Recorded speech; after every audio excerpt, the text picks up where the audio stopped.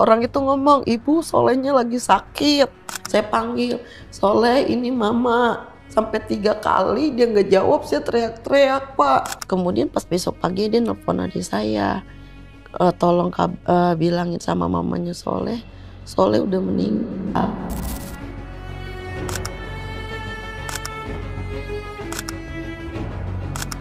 Pemirsa, kabar pahit kembali datang dari Kamboja. 2 warga negara Indonesia yang bekerja di Kamboja harus meregang nyawa. Seorang pekerja migran asal Kabupaten Bekasi, Jawa Barat, tewas di Kamboja. 4 warga Binjai, Sumatera Utara mengaku menjadi korban penipuan dan disiksa oleh Kamboja. Pak, sudah 3 hari kami nggak makan. Pak, kami disiksa di tempat kerja kami, Pak. Kami nggak ada pegang uang sama sekali, Pak. Untuk makan aja kami udah nggak bisa, Pak. Halo semua, kembali lagi ke channel YouTube gue. Kenalin, nama gue Ricky Ramoti.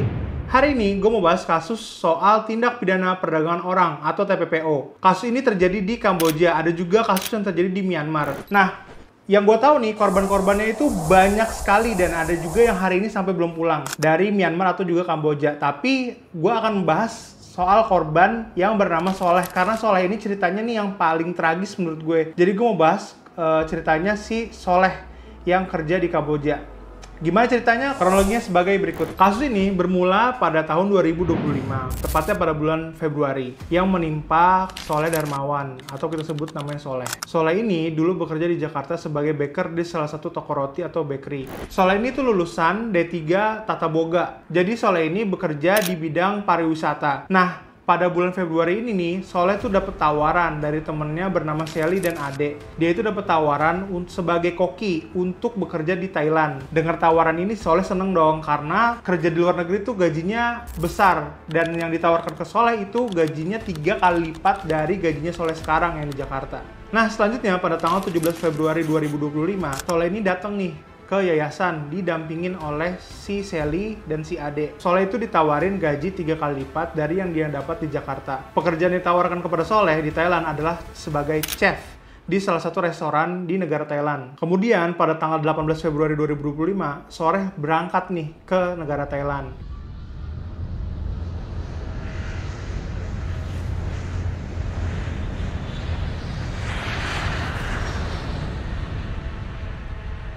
Dan sesampainya di negara Thailand atau di Bangkok, dia nih masih kontak-kontakan nih, masih keep kontak sama ibunya.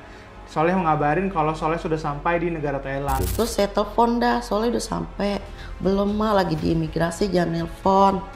Kata dia, kata anak saya, nanti kalau udah sampai telepon mama ya leh gitu. Iya mah, nanti asal Soleh udah sampai di sana, Soleh telepon. Beberapa hari kemudian nih, komunikasi Soleh sama ibunya tuh terputus. Jadi ibunya agak sulit nih untuk kontak-kontak sama Soleh. Dan keluarga dari Soleh berusaha untuk menghubungi Soleh, tapi nggak ada tanggapan nih dari Soleh. Nah, ibunya ini juga bilang, biasanya Soleh itu suka update-update di TikTok setiap kegiatannya dia. Anehnya, nyampe di Thailand atau di Bangkok, tidak ada update TikTok dari si Soleh ini. Jadi keluarga ini was-was ketika Soleh sampai sana, tapi tidak ada kabar maupun update di sosial medianya Soleh. Dia nelpon pas 2 hari, di kasur terus. 3 hari di kasur terus, 4 hari di kasur terus, sama muka anak saya tuh beda. Bedanya anak saya tuh biasa ceria. Kemudian pada tanggal 2 Maret 2025, ibunya Soleh mendapatkan panggilan dari orang yang bernama Kevin. Kevin ini melakukan video call kepada ibunya dan mengatakan bahwa Soleh ini sedang sakit. Dan Kevin juga yang mengatakan kepada ibunya Soleh bahwa Soleh sekarang tiba-tiba ada di Kamboja. Tanda tanya besar, kenapa tiba-tiba Soleh ada di Kamboja? Bukannya dia harusnya kerja di Thailand. Nah, dalam panggilan dari Kevin tersebut, ibunya tuh berusaha memanggil Soleh berkali-kali, tapi Soleh ini nggak menjawab. Dia itu kayak orang sakit dan lemes. Ibunya tuh dan keluarga nggak tahu nih apa yang terjadi sama Soleh. Kemudian Kevin tuh tanya sama ibunya, apakah si Soleh ini punya riwayat penyakit kejiwaan atau penyakit ma akut. Tapi ibunya nih bilang bahwa Soleh tuh sehat-sehat aja waktu dia berangkat ke Thailand. Ibu, apakah Soleh punya riwayat kejiwaan? Ya saya marah, nggak ada. Anak saya nggak punya riwayat kejiwaan, nggak pernah sakit keras. Hari berikutnya, pada tanggal 3 Maret tahun 2025, Kevin kembali nih menghubungi ibunya Soleh. Dan dia mengabarkan bahwa Soleh itu sudah meninggal dunia. Selanjutnya, pada tanggal 15 Maret tahun 2025, akhirnya jenazahnya Soleh dipulangkan nih ke Indonesia dan tiba di kediaman rumahnya. Kemudian anggota keluarganya nih melakukan pemandian jenazah atas jenazahnya Soleh. Waktu dimandi ini, terdapat bekas luka jahitan di bagian perut bawah sebelah kiri dan sebelah kanan. Awalnya nih, keluarga nggak tahu itu bekas apa, dan keluarga juga tidak mengetahui apa-apa karena yang keluarga ketahui Soleh itu sehat walafiat, tidak ada kondisi sakit atau gangguan medis lainnya. Kemudian ditemukan hal-hal aneh, nggak cuman si bekas jahitan itu atau luka, tapi juga ada surat keterangan hasil autopsi dari pemerintah Kamboja yang menerangkan bahwa Soleh itu mengalami pendarahan di pencernaan. Mengetahui hal-hal tersebut, akhirnya keluarga itu masih belum melakukan tindakan apa-apa karena keluarga ini masih bingung, ini Soleh sebenarnya kenapa. Nah, karena terdapat bekas luka jahitan dan nggak tahu nih keluarga itu apa, dan dari pihak keluarga maupun tetangga ini mengasumsikan terdapat organ tubuhnya Soleh yang diambil nih dari tubuhnya Soleh. Cuman keluarga dan tetangga ini kan nggak tahu ya apakah benar ini diambil atau tidak. Makanya keluarga itu butuh melakukan otopsi di Indonesia untuk mengetahui nih tubuhnya ada organ yang tubuhnya yang Soleh yang hilang atau tidak. Karena kalau belum dilakukan otopsi, hal tersebut nggak bisa dipastiin dan keluarga perlu memastikan apakah bagian atau organ tubuhnya Soleh ada yang hilang, diambil atau tidak. Makanya keluarga memutuskan untuk melakukan otopsi di tanggal 9 Mei tahun 2025. Nah, kasus perdagangan orang ini nih gak hanya menimpa Soleh, tapi menimpa beberapa orang. Dari beberapa orang tersebut, ada yang berhasil kembali ke negara Indonesia, yaitu ada Mas Agus, ada juga Mas Hadi Handoyo. Mereka itu bercerita dan ceritanya itu mirip-mirip sama ceritanya Soleh. Jadi mereka diberangkatkan nih ke negara Thailand, ke Bangkok tepatnya. Sampai di Bangkok, mereka itu tuh naik bis atau naik kendaraan lain yang kisaran perjalanannya tuh sampai 8 jam lebih. Jadi dari Bangkok itu naik bis 8 jam lebih ke tempat lain. Dan ada yang nyampe ke negara Kamboja, ada juga yang nyampe ke negara Myanmar. Di sana itu, dua-duanya terjadi peristiwa yang sama, yaitu bekerja di perusahaan scamming atau judi online. Ada yang bekerja di perusahaan scam, ada juga yang bekerja menjadi admin judi online. Dua-duanya disuruh kerja dan dipaksa untuk bekerja, dan yang lebih parahnya, mereka itu nggak digaji, tapi juga dianiaya nih, dipukulin setiap hari. Punya luka lebam, dikasih makan hanya nasi pakai air, dan itu tuh berlangsung selama berbulan-bulan. Dan nggak diberikan kesempatan untuk pulang atau nggak diperbolehkan pulang dari negara-negara tersebut yang mereka bekerja. Dari sini nih, timbul satu pertanyaan. Siapa yang ngeberangkatin mereka? Apakah yang ngeberangkatin mereka itu termasuk sindikat tindak pidana perdagangan orang? Mari kita bahas pasalnya. Kita merujuk ke pasal 1 angka 1 Undang-Undang Nomor 21 Tahun 2007 tentang pemberantasan tindak pidana perdagangan orang, yang gue kutip sebagai berikut. Dalam undang-undang ini, yang dimaksud dengan 1 perdagangan orang adalah tindakan perekrutan, pengangkutan, penampungan, pengiriman, pemindahan, atau penerimaan seseorang dengan ancaman kekerasan, penggunaan kekerasan, penculikan, penyekapan, pemalsuan, penipuan, penyalahgunaan kekuasaan atau posisi rentan, penjeratan utang atau memberi bayaran atau manfaat sehingga memperoleh persetujuan dari orang yang memegang kendali atas orang lain tersebut, baik yang dilakukan di dalam negara maupun antar negara untuk tujuan eksploitasi atau mengakibatkan orang tereksploitasi. Kita bahas nih ya, eksploitasi itu apa sih menurut Undang-Undang Pemberantasan Tindak Pidana Perdagangan Orang? Merujuk ke pasal 1 angka 7, eksploitasi adalah tindakan dengan atau tanpa persetujuan korban yang meliputi tetapi tidak terbatas pada pelacuran, kerja, atau pelayanan paksa, perbudakan atau praktik serupa perbudakan, penindasan, pemerasan, pemanfaatan fisik, seksual, organ reproduksi, atau secara melawan hukum memindahkan atau mentransplantasikan organ dan atau jaringan tubuh, atau memanfaatkan tenaga atau kemampuan seseorang oleh pihak lain untuk mendapatkan keuntungan baik material maupun imaterial.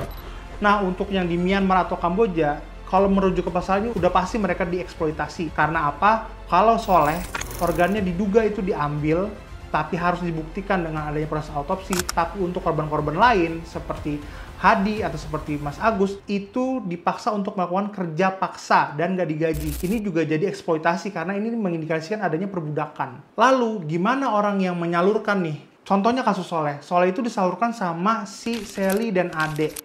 Itu ke luar negeri untuk Sally dan Ade itu bisa aja dikenakan pasal 455 tentang perdagangan orang Kitab Undang-Undang Hukum Pidana. Yang selanjutnya gue ketik sebagai berikut. Ayat 1, setiap orang yang melakukan perekrutan, pengangkutan, penampungan, pengiriman, pemindahan, atau penerimaan seseorang dengan ancaman kekerasan, penggunaan kekerasan, penculikan, penyekapan, pemalsuan, penipuan, penyalahgunaan kekuasaan atau posisi rentan, penjeratan utang atau memberi bayaran atau manfaat walaupun memperoleh persetujuan dari orang yang memegang kendali atas orang lain untuk tujuan mengeksploitasi orang tersebut di wilayah negara Kesatuan Republik Indonesia dipidana karena melakukan tindak pidana perdagangan orang dengan pidana paling singkat 3 tahun dan paling lama 15 tahun dan pidana denda paling sedikit kategori 4 dan paling banyak kategori 7. Gak cuman itu, kita lanjut nih, kita kembali lagi ke Undang-Undang TPPO di pasal 4-nya. Di pasal 4 itu ngatur bunyinya sebagai berikut.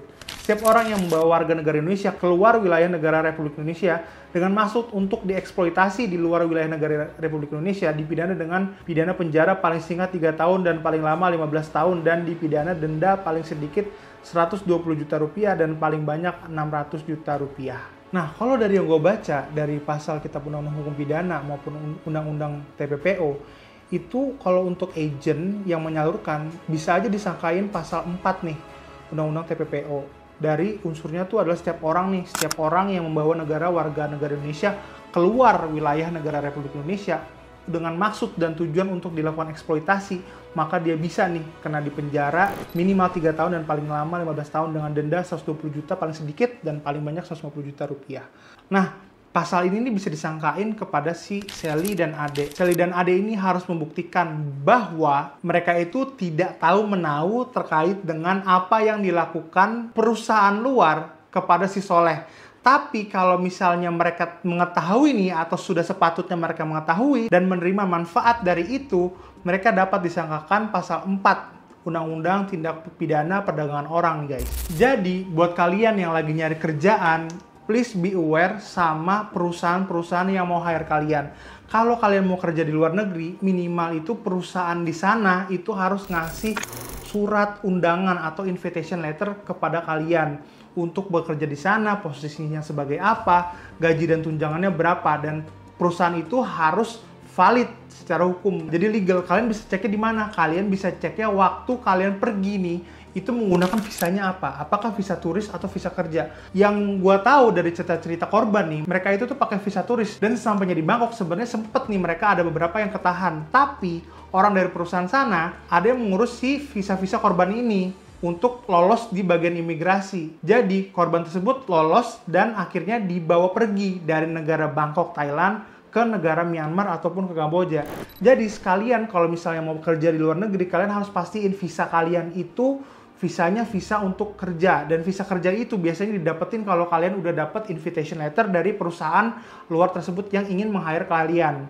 Jadi secara nggak langsung perusahaan yang ingin meng-hire kalian itu sudah mengurus visa kerja kalian dan kalian legit nih bisa kerja di sana sebagai posisi dengan jabatan yang sudah diatur di dalam surat atau invitation letter kepada kalian. Harus hati-hati kerja di luar negeri. Pastiin seluruh dokumen-dokumen legalitas itu lengkap dan jangan kemakan sama temen ataupun kerabat yang menawarkan kalian kerja di luar negeri tapi nggak jelas nih dokumennya apa, legalitasnya apa. Terus kalian main keluar negeri aja tanpa tahu akibatnya apa waktu kalian keluar dari negara Indonesia dan kalian nggak bisa balik lagi ke sini. Yang terakhir, gue mau ngucapin turut berduka cita yang mendalam untuk keluarga Soleh Darmawan. Semoga amal ibadah Soleh Darmawan dapat diterima oleh Allah Subhanahu wa Ta'ala. Amin.